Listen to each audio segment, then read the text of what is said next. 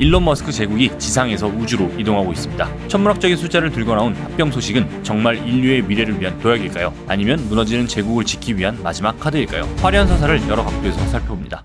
안녕하세요, 이재현입니다. 오늘은 일론 머스크의 거대한 제국에 대한 이야기를 한번 해보려고 합니다. 머스크의 기업은 굉장히 다양하게 있죠. 먼저 우리에게 가장 익숙한 테슬라가 있고요. 인공지능 그룹을 서비스하는 XAI, 그리고 우주 인프라의 본체인 스페이스X, 뇌 해킹에 도전하는 뉴럴링크 등이 있습니다. 그동안 이 제국의 명실상부한 본체는 테슬라였습니다. 도로 위를 달리는 전기차는 머스크 혁신의 상징이었고, 또 테슬라의 주가는 머스크의 영향력을 측정하는 척도였죠. 하지만 최근 벌어진 사건은 제국의 중심이 바뀌고 있음을 시사합니다. 바로 머스크의 민간 우주기업 스페이스X가 자신의 AI 스타트업인 XAI를 인수 합병한다고 공식 발표한 것인데요. 이 과정에서 산정된 합병 법인의 기업 가치는 무려 1조 2,500억 달러, 우리 돈으로 1,700조 원이 넘는 금액입니다. 이 천문학적인 숫자는 단순한 규모를 넘어서 머스크 제국의 중심축이 이 전기차를 넘어서 이제 우주와 AI로 완전히 이동했음을 알리는 강력한 신호탄이라는 평가입니다. 구체적인 합병 방식은 이렇습니다. 단순한 현금 매각이 아니라 역삼각 합병 방식을 취했습니다. 새로 설립한 지주회사를 통해서 XAI 주식 1주당 스페이스X 주식 0.1433주를 맞교환해주는 100% 주식 교환 방식이죠. 이 과정에서 스페이스X는 약 1조 달러, XAI는 2,500억 달러의 기업 가치를 인정받으면서 합병 법인의 몸값이 1조 2천억 달러가 된 것입니다. 이 합병에 특히 이목이 집중되는 이유는 기업의 내실을 들여다보면 알 수 있는데요. 이 둘의 상황이 너무나 다릅니다. 먼저 스페이스X입니다. 연 매출 약 160억 달러, 영업이익은 80억 달러에 달하는 우량 기업입니다. 반면 XAI는 상황이 정반대입니다. 최신 LLM을 훈련시키기 위해서 GPU를 수만 개씩 사들이고 막대한 전력과 메모리를 쏟아붓고 있죠. 매달 10억 달러 이상의 현금을 태우는 현금 소각로 같은 상태입니다. 그럼 머스크는 왜 현금을 가장 잘 벌고 있는 효자 기업에 현금을 가장 많이 쓰는 골칫덩어리를 붙인 것일까요? 그 답은 우주 AI 때문이라고 하는데요. 왜? 그리고 어떻게 우주와 AI를 결합하는지 살펴보겠습니다. 사실 머스크의 이런 몰아주기식 인수합병과 기업 간의 경계 허물기는 이번이 처음은 아닙니다. 하지만 다 이유가 있었죠. 2022년 있었던 트위터 인수가 대표적인데요. 당시 머스크는 440억 달러, 당시 가치로 55조 원에 달하는 거금을 들여서 트위터를 인수했습니다. 이때도 많은 전문가들이 사양길에 접어든 SNS를 비싸게 인수한다는 의문을 제기했죠. 하지만 머스크는 AI 기업 XAI를 세우고 XAI가 X를 인수하는 전략을 폈습니다. LLM 훈련을 위해서는 천문학적인 양의 데이터가 필요한데 X는 전 세계에서 가장 빠르고 방대한 실시간 텍스트 데이터가 쌓이는 곳이기 때문입니다. 이보다 더 거슬러 올라가면 전기차를 위한 에너지 생태계를 구축하면서도 이런 전략을 편 적이 있죠. 2016년에 있었던 테슬라의 솔라시티 인수입니다. 태양광으로 에너지를 만들고 이를 배터리에 저장하고 또 전기차를 움직인다는 거대한 에너지 수직 계열화에 도전을 했었죠. 결국 테슬라는 지금 배터리를 직접 생산하는 것은 물론이고 가정용, 산업용 에너지 시장까지 진출해 있는 상태입니다. 이처럼 각 기업의 핵심 역량이 서로의 빈틈을 메우는 순환 구조를 구축해서 시장을 열고 또 장악하고 있죠. 이번 스페이스X의 XAI 인수 역시 그 연장선상에 있다는 주장입니다. XAI는 X를 통해서 데이터를 확보를 했고 이제 스페이스X를 통해서 그 데이터를 처리할 거대한 하드웨어 인프라를 얻게 된 셈이라는 얘기죠. 자, 그럼 스페이스X와 XAI는 정확히 어떤 시너지를 낸다는 것일까요? 머스크가 그리는 청사진의 핵심은 데이터 센터와 관련이 있습니다. 현재 AI 빅테크가 직면한 가장 거대한 벽은 전력과 냉각입니다. AI 모델이 거대해질수록 천문학적인 전력이 필요하고 여기에 발생하는 열을 식히기 위해서 또 엄청난 양의 물과 냉각 시스템이 필요하죠.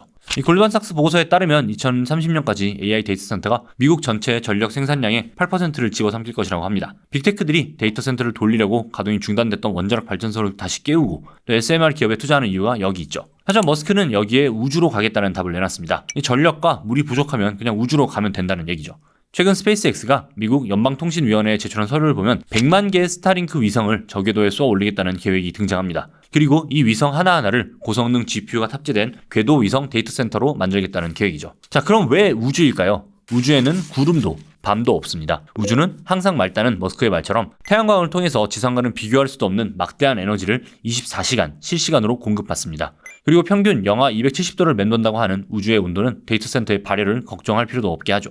물론 초기에 막대한 비용이 들겠지만 스페이스X의 스타쉽을 통해서 발사 비용을 획기적으로 낮추면 지상 데이터 센터를 짓는 것보다 우주에 서버를 올리는 것이 더 저렴해지는 경제적인 역전현상이 일어난다는 주장이죠. 그래서 이번 스페이스X와 XAI 인수가 우주 AI 시대의 시작을 알린다는 평가도 있습니다. 만약 100만 개의 위성 기반의 AI 네트워크가 완성이 된다면 AI 학습은 물론이고 전 세계 어디서든 지연 시간 없이 AI에 접근할 수 있게 됩니다. 결국 머스크는 스페이스X와 XAI를 결합해서 인프라로서의 AI를 우주적인 규모로 구현한다는 얘기죠. 지금까지 들으신 이야기만 보면 머스크의 계획이 인류의 지평을 넓혀주는 그런 장대한 계획인 것 같죠. 하지만 이건 머스크의 주장을 조금 더 자세히 그리고 그의 이전 행보에 맞춰서 뜯어보고 재구성한 것이고요. 월스트리트의 시선은 조금 냉정합니다. 화려한 우주 AI 비전을 벗겨내면 그 안에는 제국의 붕괴를 막기 위해서 정교하게 설계한 금융공학적인 몸부림이 숨겨져 있다는 지적이죠. 시장 전문가들이 이번 합병을 두고 가장 많이 사용하는 표현이 바로 구명보트 전략입니다. 비유하자면 이렇습니다. 거센 파도를 만나서 침몰하고 있는 배, 그러니까 현금이 바닥나고 막대한 부채에 시달리는 XAI와 X의 승객들을 튼튼한 항공모함인 스페이스X로 옮겨 태워서 장부상의 손실을 지워버리는 고도의 전략이라는 것인데요. 전문가들이 지적하는 세 가지 재무적인 노림수에 대해서 살펴보겠습니다. 먼저 부채와 리스크 차단입니다. 현재 머스크의 X는 인수 당시에 대출 125억 달러를 포함해서 심각한 재무 압박을 겪고 있습니다. 이 여파로 XAI 역시 독자 펀딩이 어려워진 상황이었죠. 그래서 머스크는 XAI를 스페이스X에 완전 자회사로 편입해서 법적인 실체를 분리했습니다. 스페이스X의 우량한 재무 제표를 보호막 삼아서 XAI의 부채 리스크가 전이되는 것은 막으면서 또 지배권 변동에 따른 채무 상황 압박까지 교모하게 피한 것이죠. 둘째는 현금 소각로 숨기기입니다. XAI는 2025년 3분기까지 기록한 영업 손실만 95억 달러, 약 13조 원입니다. 매출은 단 2억 달러 뿐이고요. 반면에 스페이스X는 연 80억 달러에 달하는 흑자를 냅니다. 합병이 되면 XAI의 적자는 스페이스X의 막대한 이익 뒤로 숨겨집니다. 부실 자산의 구멍을 우량 자산의 이익으로 메우는 착시 효과가 생기죠. 셋째로는 세금 없는 엑시트입니다. 가치가 불확실한 XAI 주식을 가진 투자자들에게 세금 부담 없이도 현존 최고의 비상장주인 스페이스X 주식으로 바꿔 탈 수 있는 티켓을 주어진 셈이죠. 결국에 망해가는 배의 승객들을 가장 튼튼한 항공모함으로 옮겨서 태운 꼴입니다. 그래서 비판론자들은 이 딜을 두고서 화려한 라벨을 붙인 구제금융이라고 부릅니다. XAI의 투자자들이 엑시트할 길이 막막해지자 머스크가 자신의 가장 성공한 자산인 스페이스X를 희생시켜서 이들에게 구명보트를 태워줬다는 시각이죠. 재정적인 문제 외에도 머스크가 그리는 우주 AI의 실현 여부가 확실치는 않습니다. 먼저 열과의 전쟁입니다. 지상의 데이터 센터는 거대한 팬을 돌리거나 아니면 물을 순환시켜서 칩에서 발생하는 열을 식힙니다. 하지만 우주는 진공 상태입니다. 공기가 없으니 팬을 돌려도 소용이 없고 열을 전달할 매질 자체가 없습니다. 그래서 우주에서 열을 식히는 유일한 방법은 복사입니다. 그런데 이 복사 냉각은 효율이 지극히 낮습니다. 그래서 전문가들은 100kW급 연산 능력을 갖춘 위성 하나를 식히기 위해서는 위성 몸체보다 몇 배는 더 큰 거대한 라디에이터를 달아야 한다고 지적합니다. 결국 이 방열판의 무게와 크기 때문에 발사 비용이 기하급수적으로 늘어난다는 지적이죠.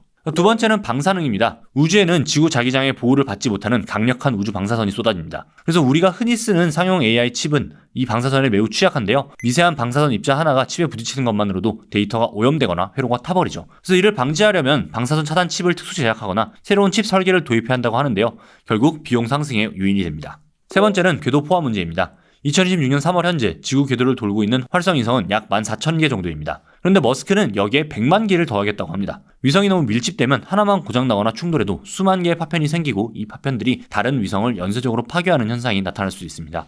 또 위성의 수명은 보통 5년에 불과한데요. 100만 개를 유지하려면 매일 수백 개씩 새로운 위성을 쏘아 올려야 한다는 계산이 나옵니다. 그래서 우주 데이터 센터가 지상보다 저렴하다는 머스크의 주장이 실제로는 유지보수를 위한 끝없는 로켓 굴레에 갇힌 꼴이 될 수도 있다는 우려가 나오는 이유입니다. 스페이스X와 XAI 합병을 두고 한쪽에서는 인류를 지구의 한계에서 해방시키고 또 에너지와 AI를 우주적인 규모로 해결하는 혁신의 정점이라고 찬양하고 있습니다. 또 우주 인프라라는 새로운 시장을 열어젖힌다는 평가죠.